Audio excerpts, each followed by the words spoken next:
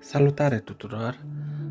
Astăzi o să vorbim despre marea noastră dragă, Marea Neagră, și o să vorbim despre faptul că este ceva foarte special, o mare specială. De fapt, Marea noastră Neagră nu e doar o mare, e un mister. Sub suprafața ei liniștită se ascunde o lume pe care puțini au văzut-o.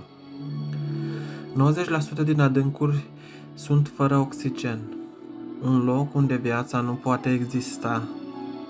Acolo timpul se oprește, epavele rămân intacte, ca niște fenomene ale trecutului. Un muzeu subacvatic pe care nimeni nu l-a construit, dar pe care natura l-a păstrat perfect.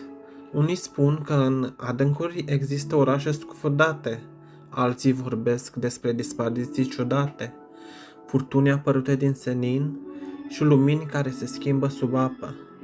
Marea Neagră e frumoasă, dar e un fel al ei și are un fel al ei de a-ți aminti că nu controlezi nimic și că adevăratele secrete sunt încă acolo, ascunse în întuneric. Deci, Marea noastră Neagră e foarte specială. Zi bună să